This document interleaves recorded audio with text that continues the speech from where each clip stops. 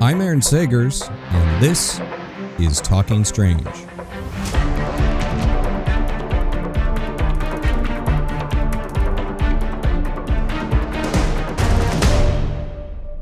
Andre, first off, it's really great to be speaking with you again because I do not expect you to remember this, but back in 2019 in New York City, where I'm based, you were here for an event with Guillermo del Toro for the Scary Stories to Tell in the Dark at I believe it was the Roxy Cinema, kind of the cinema and event space in the basement, a movie which I really enjoyed and tapped into my childhood. So it was a pleasure meeting you then, and it's a pleasure speaking with you again.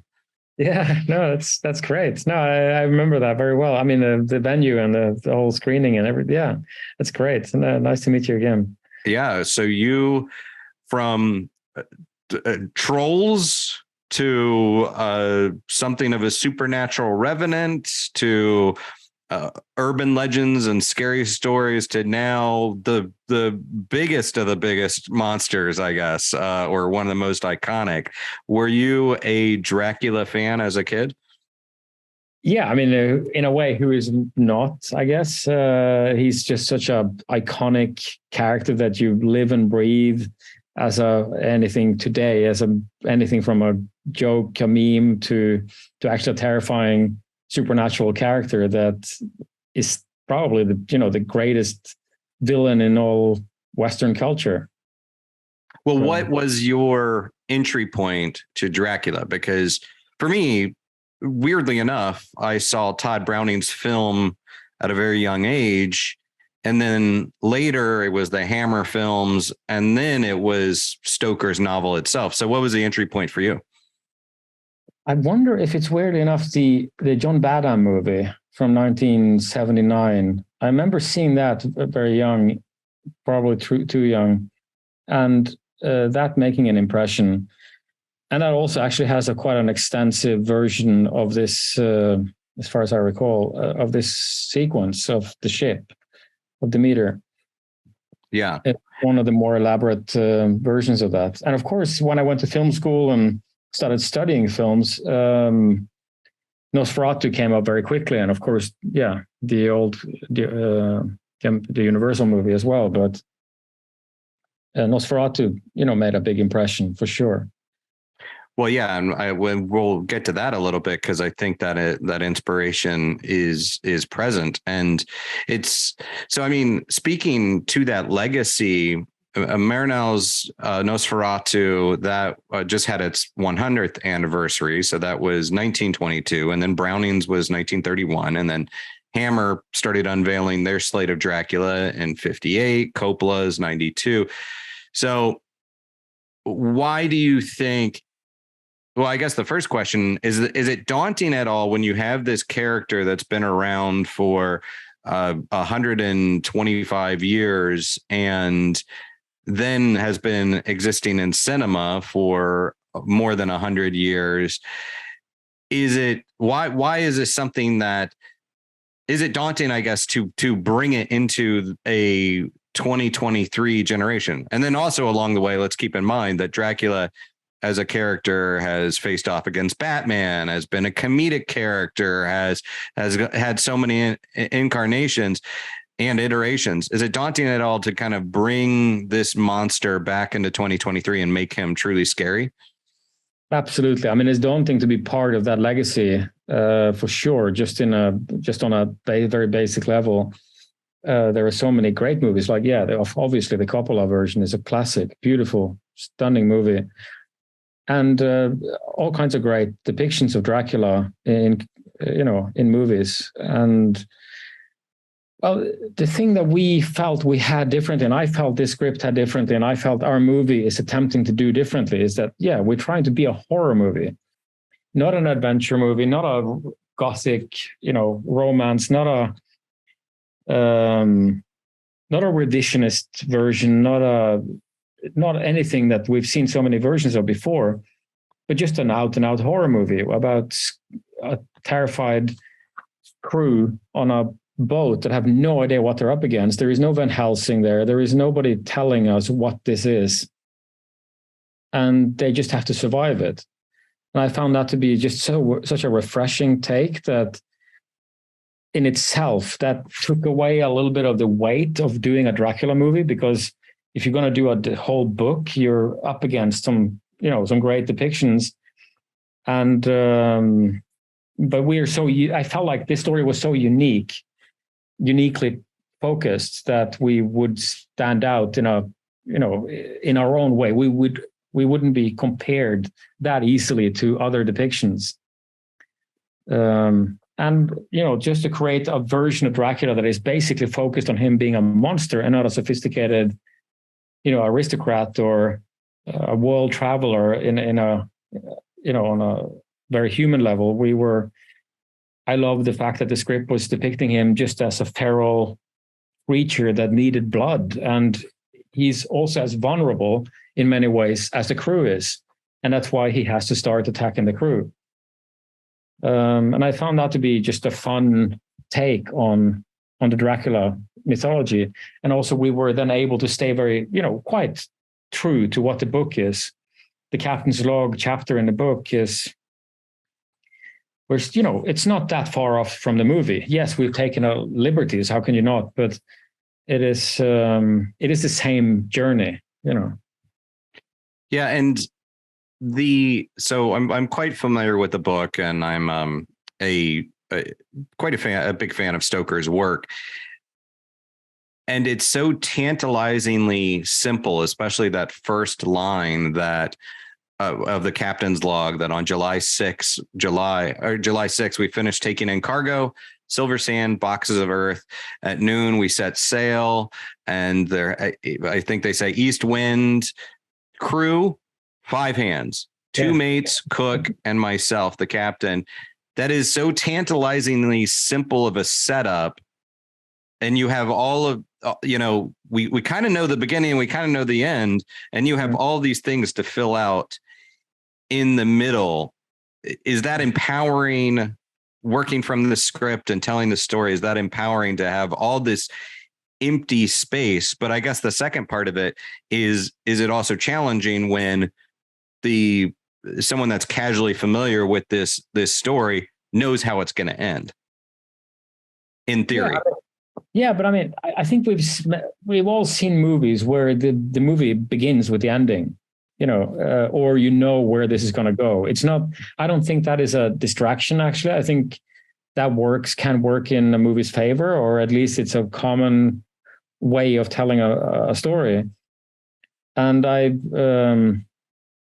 even Stoker uses that kind of storytelling in the book by telling something before it is actually happening to other characters because of the way he's telling it. And I do think, the script had all these characters. It had all the characters that are in the Captain's Log. It also has new characters and interesting relationships and interesting conflicts, interesting lines of conflicts between these characters, and how it all develops into kind of a panic situation for all of them, and how they all react differently, and how they all start to see signs of something wrong on the ship. And I don't know, it's all a very classical horror movie build. It's just that it happens to be on this ship, and the demon they're facing is not a demigorgon. It's Dracula. Mm-hmm. It's. Well, as a storyteller, do you think sometimes audiences, but also maybe sometimes other filmmakers, can get a little bit too precious about source material? And when I say that, I'm thinking when Stoker wrote this book and it was this gothic horror, that was, it was very of the moment. But now we are more than 100 years later, and our sensibilities and our horror sensibilities have shifted. Like you said, you wanted to make a horror movie instead of like an adventure or gothic romance, but you also didn't make a gothic horror. Is there that temptation among storytellers to be a little bit too precious instead of bringing it into the genre and the sensibilities of the now? That could be. I mean, I guess everybody has their own, every filmmaker, every member of the audience have their own idea what they enjoy, what a movie should be, what they're hoping the movie should be, what they're inspired by. And I'm inspired by, I can only go by my own taste, and I'm inspired by grounded, horrifying, scary stories and movies. And one of my favorite movies when I grew up was The Omen, and it's a very detailed, forensic kind of, it's a religious, but it's also an investigation into what the hell is going on around us. And I always just found that balance to be very intriguing. And that's here where we can, as you say, it could very easily be gothic. And but I resisted that because I remember telling my close collaborators, especially the production designer, Edward Thomas, that this movie is going to be gothic by its sheer nature. It's Dracula. We're in a ship. We're in 1897. There is so much gothicness built into this concept. So we have to counter that. We have to work against that. I want a ship to be grounded. I want it to be dirty. I want it to be, the design of it should not look like, a classical pirate ship. It should be a flat, boring, dull transporter of goods. And that's it. And the crew should be just, ordinary people, both in design of the clothes and everything. You watch a lot of these movies and they're very flamboyant visually, not necessarily by the filmmaking, but just because it's a lot of beautiful things to look at around them. And I wanted to go the opposite direction. And that's just a taste, it's just my taste. And yeah. Just as a brief aside, I actually told the Universal publicist about this, but I've worked with and am friends with Dacre Stoker, who is the descendant of Bram, and he's the keeper of the notes and has published those notes and has written about Bram. And it's this chapter has always been this mystery that Bram kind of left for future generations to play with, as you are doing now. Although not too many people have really done it. And it's like not too many people have depicted it. So from his perspective, from the Stoker family perspective, he's very stoked about this. He's pun intended. He's very excited about this film because he loves that, seeing this mysterious chapter, seeing this take on it. So that's wonderful. Yeah. So let's talk about the Dracula that we encounter a little bit. You said that he's in a bit of a weakened state as well. And I have seen the film and I'm kind of dancing around what I know about the film, but this is not, as you said, this is not the Lugosi or stately count, and it's not the overly hairy count that we see in some other depictions and in Stoker's work himself. This is not a handsome or charming guy either. This is full on bat-like humanoid, but not at the peak of his power. Yeah, when we meet him, I mean, I found it fascinating, of course, that he's so old. He's like 400 plus years old from what I can recall. And I wanted to depict that side of him, not the one we've seen, the suave charmer that is in many depictions or in many movies. And I found that to be intriguing. We obviously leaning in the direction of Nosferatu, but in a way taking it further, taking it much further than even in Nosferatu.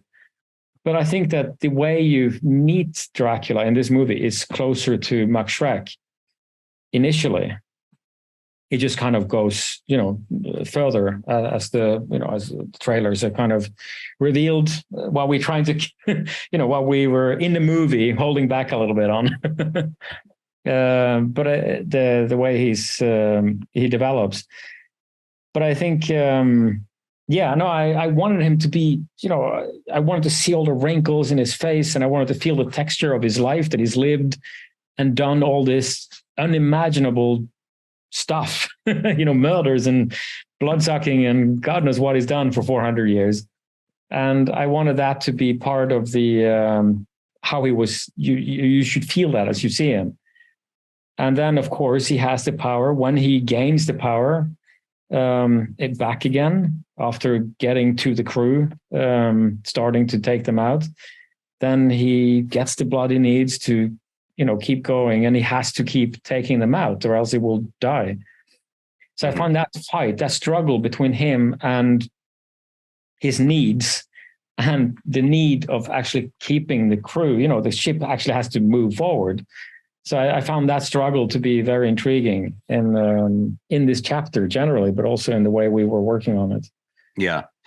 And I will commend you, because within the scope of the movie, there is this slow rollout and reveal of the creature itself. I understand the purpose of trailers about showing the monster and showing us a bit too much at times to sell the flick, but within the scope of the movie, it's a gradual reveal, which harkens back to the classic monsters that I love so much. You could have gone in this direction where he is truly only feral and animalistic, but instead there does appear to be not only this intelligence, but there is the supernatural element to it as well. Was there ever a moment where you thought, okay, because of some of your grounded sensibilities, was there ever a moment that let's just make him a alien, a creature, a nocturnal creature, instead of anything that has intelligence, or instead of anything that has perhaps otherworldly connotations to it? No, I mean, Dracula is, we're only telling, even though we are in this particular movie and in this particular depiction of this chapter, we are depicting him like a monster in the end, at least in the second half of the movie. The truth, of course, is that he is actually quite a significant character. He's a human being. He's undead, yes, but he's also a very sophisticated character. So that is still part of this movie as well. We're just not focusing on that. Because it's all about him surviving this journey, so that was always there, and it was always we were looking carefully at how can we depict his intelligence, and his mentality and his sophistication, I guess is the word, when we're also just working with him as a feral creature that is feeding it from survival to a fair amount of playfulness in the end.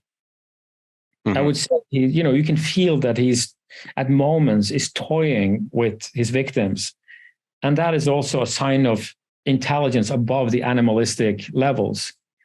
And also there is words, there is some communication that is beyond just the normal, and those are all there to keep that thread alive, that he is Dracula, and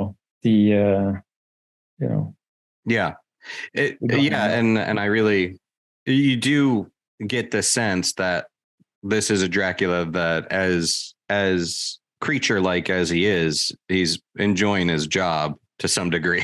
he's having a nice time playing cat and mouse with these characters. I want to talk more about these characters, the human, the living characters, but I also just want to talk about Javier Botet, who portrays Dracula in this film. As a director, when you're working with someone that is in this heavy prosthetics, I'm sure, lots of makeup, what were some of the notes? What were some of the discussions that you two had about conveying this personality of Dracula, because there is a personality, but also the animalistic nature of him? What were some of those conversations like? I mean, they start from a character point of view. I mean, Javier was thrilled to play Dracula. It's one of his favorite characters, and he said he always was dying to play. It was a dream of his to play Dracula. So that was an easy sell. And we had just conversations about how Dracula would feel and be in these different instances where he's depicted. It's a tricky part about depicting a character like this for me as well, as a director, on the page with the writer and with the actor, is that you kind of have to show his journey, but at the same time, you cannot show his journey because you have to keep him in the shadows. You have to keep him a bit off screen for a bit, in the movie. So there is something to reveal. It's classical storytelling terms. And that's, so that becomes, how do you portray his needs, his weakness in the beginning of the movie, just through behavior, just through sounds, just through minimal actions in a way. And that becomes a very body language oriented conversation, and how he depicts pain, how he depicts the grueling aspects of what Dracula is going through for the beginning of the journey after he loses his blood supply that he brought on board. And but after that, it's more about how do you portray power? How do you portray? He's not. I never wanted him to be like this big muscular, monster in a way. I want him to be, Javier's body is not the Hulk. It's not. He's who he is, and I wanted that. I wanted that to be our version of Dracula, to be have a weakness as well, and be somebody who weren't fighting in that monstrous world. And Javier always gives so many versions of moments. When we're shooting, he is giving us take after take with different iterations of how he could behave through a scene. So sometimes we could have the camera rolling for several minutes, and he would, and also because we have to do it quickly, because the whole 9 yards of the suits and all the makeup is crazy. And he needs to, and he would give us 6, 7, 8 different versions of how a moment could play. So I could actually choose, and I could build sometimes the character in the edit, and how that would work, because so much of his acting becomes about body language. Mm-hmm. And filming was in Berlin and Malta? Yeah, the interiors of the ship was filmed in Berlin, and the exteriors of the ship were filmed in Malta. Okay, what kind of set was that like? I mean, it was enormous. The set with the ship, we had this huge, enormous lights. I've never seen the likes of. It was big enough to light up a huge football stadium on builder cranes, and we would have wind machines. We would have rain towers built on top of the ship, stunt rigs. The ship was on a gimbal-ish kind of thing.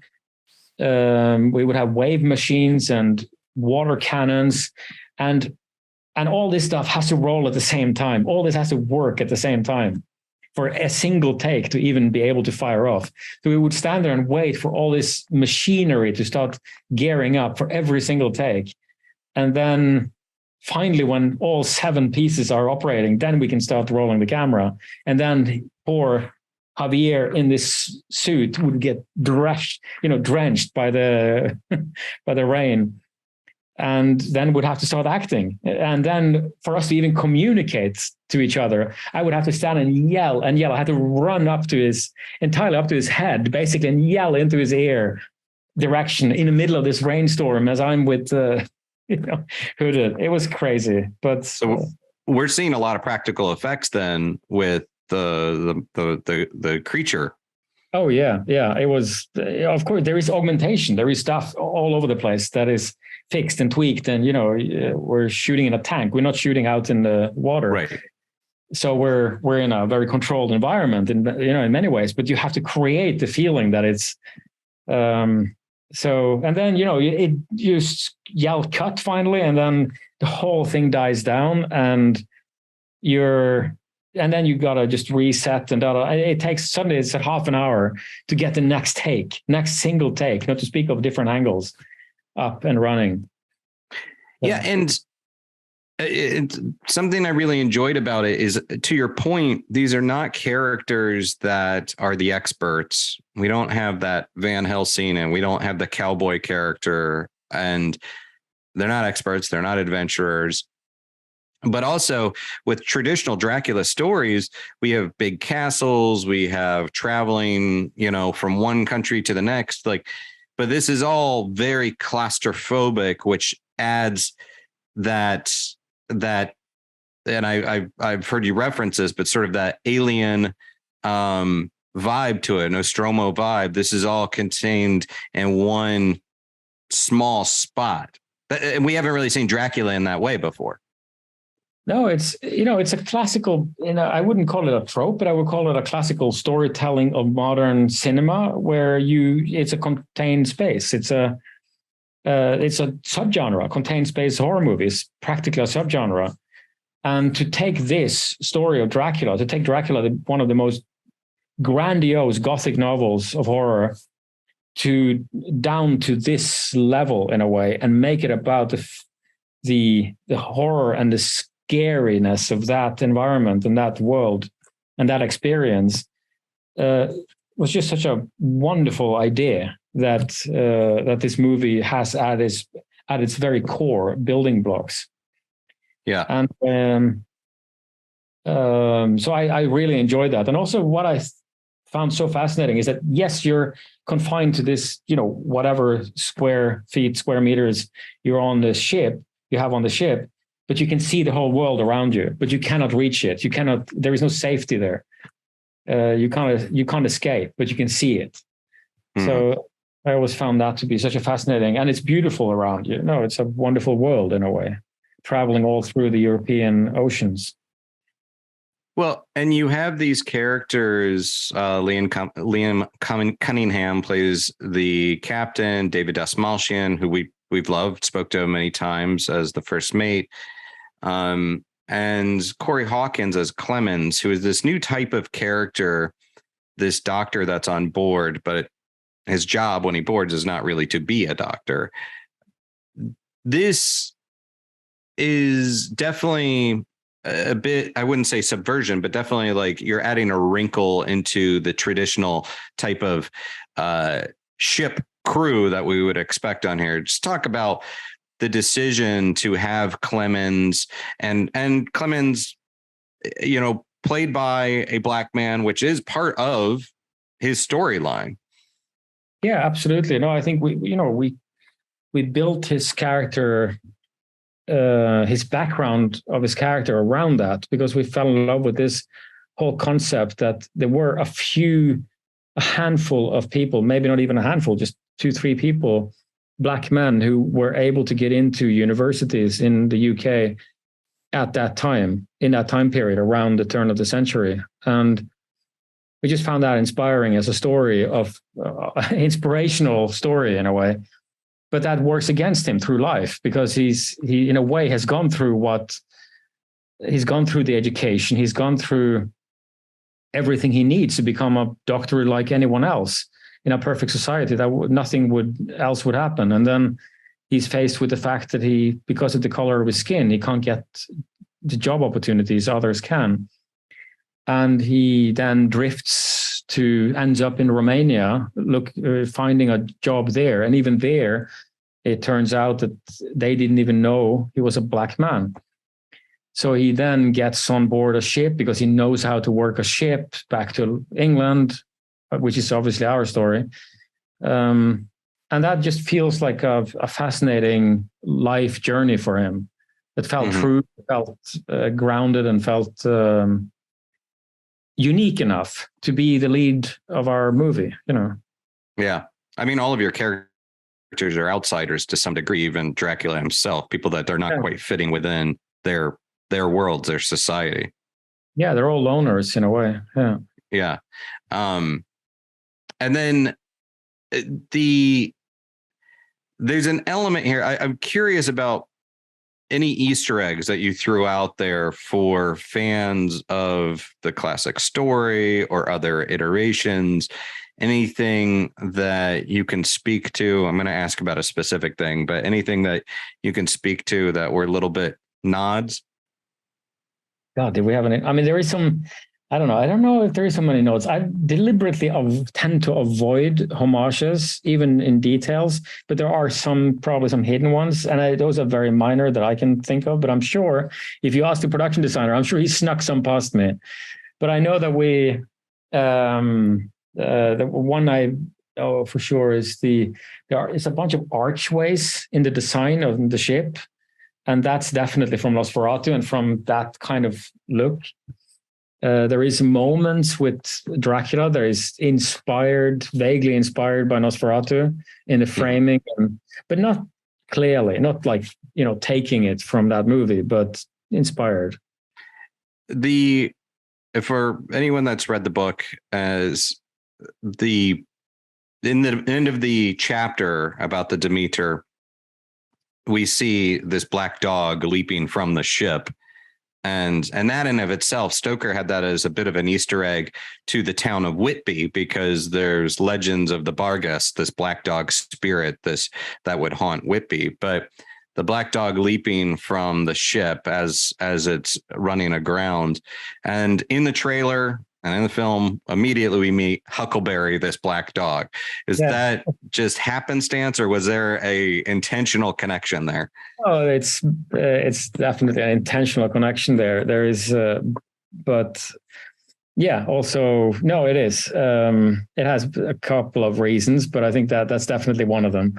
I mean, you're teasing us a little bit. I mean, in the film, within the film, anyone that has that literary awareness goes in with certain expectations when we see that. Yeah, no, it's true. No, it's definitely there. It's definitely black, like like in a novel. But eventually, if you see there will be some deleted scenes on the home video release version of the movie, and there is some more stuff on that there. Some cuts that will go more into that storyline. Well, and I'm going to save like just 5 minutes at the end that we'll post later. That's spoiler territory. But for right now, I mean, in Scandinavian lore, there's the Draugr, right? I'm sure I'm mispronouncing it, but it was sort of this revenant type of character, but also angry spirit. Are there local legends that you grew up with that at some point you would love to commit to cinema? Obviously, we have troll hunters, but any other like legends or lore from your childhood that you would love to introduce to the world in horror cinema? I mean, I feel like I'm already touching on a couple of them. I made a movie called Mortal a few years ago that was also about northern mythology, the northern gods, and Troll Hunter, obviously about the trolls. And there are definitely more creatures in the northern mythology world, or especially Norwegian. But I feel like with the trolls, I jumped right into my favorites immediately. Those were the ones I loved when I grew up. But there are tons of, we have this big book of fairy tales that is quite similar to the Grimm's book. And it's, and